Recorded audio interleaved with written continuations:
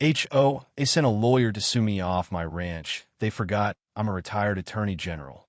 The letter arrived on a crisp autumn morning, sealed with the glossy emblem of the Pinewood Homeowners Association. It wasn't just a letter, it was a legal grenade, demanding I surrender my 50-acre ranch to the HOA for eminent domain misuse. The accusation? My land, a patchwork of wildflower meadows and century-old oaks, was underutilized and an eyesore to the manicured estates sprawling nearby. The signature at the bottom belonged to Karen Wentworth, HOA president, whose name alone made my blood boil. I'd heard the stories, her relentless crusades against non-compliant neighbors, her sneering demands for conformity. But this was war.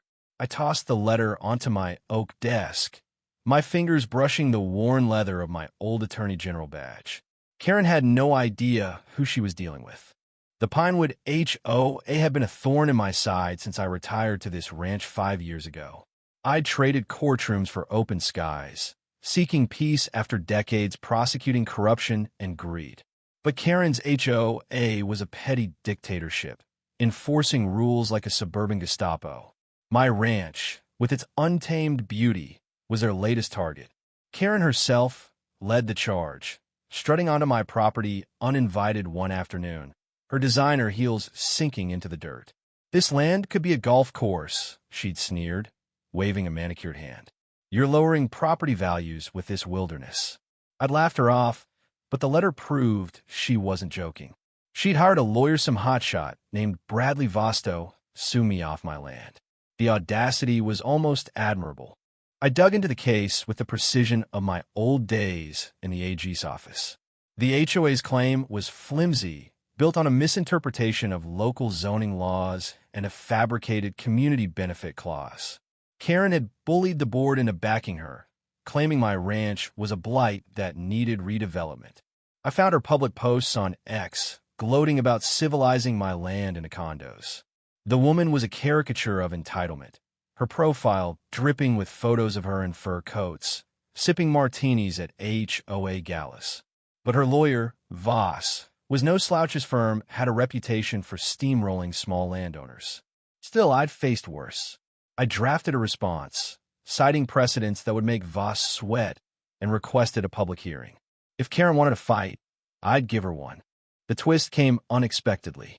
While researching Voss's firm, I stumbled across a name I hadn't seen in years. Ellie Martinez, my former protege from the AG's office. She'd been a brilliant young lawyer, fierce and principled, but we'd lost touch after she moved to private practice. To my shock, she was now Voss's junior partner, assigned to Karen's case. I reached out, hoping to appeal to her sense of justice. Over coffee, Ellie's face clouded with unease. "I didn't know it was you, Tom," she admitted. "Karen's obsessed with your land.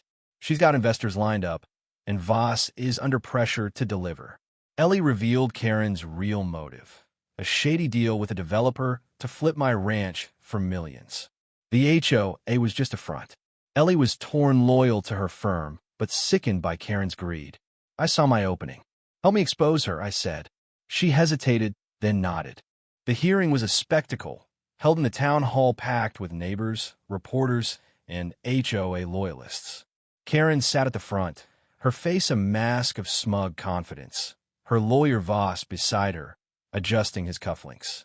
I represented myself, my old courtroom instincts roaring back. I laid out the facts. The HOA's claim was baseless, their eminent domain argument a sham. I cited case Law Kilo v. City of New London, Hawaii Housing Authority versus Midkiff, tearing their legal foundation to shreds. Voss squirmed, his arguments crumbling under my cross-examination. Then came a bombshell. Ellie, defying her firm, took the stand as a surprise witness. She presented emails between Karen and the developer, proving the HOA's lawsuit was a pretext for personal profit. The room erupted in gasps. Karen's face turned ashen, her composure cracking like cheap glass. Karen tried to salvage her dignity, leaping to her feet. "This is my community," she shrieked, pointing at me. "He's a recluse hoarding land we could all benefit from."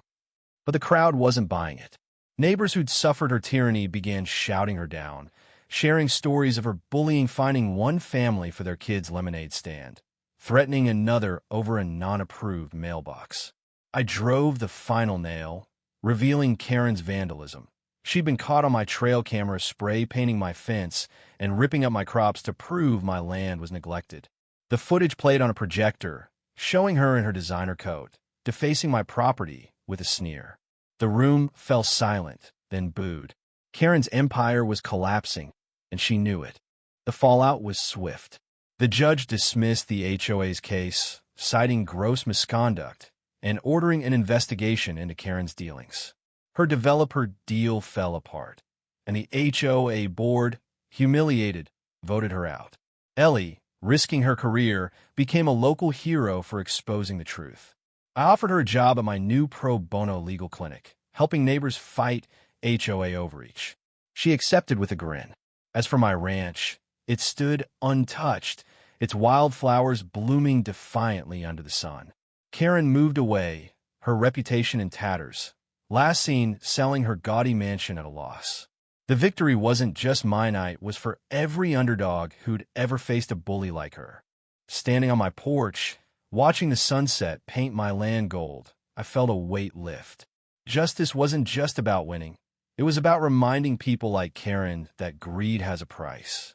I'd fought for my home and won, not because I was a retired attorney general, but because I believed in what was right. What do you think? Where do you draw the line between community good and personal greed? Share your thoughts.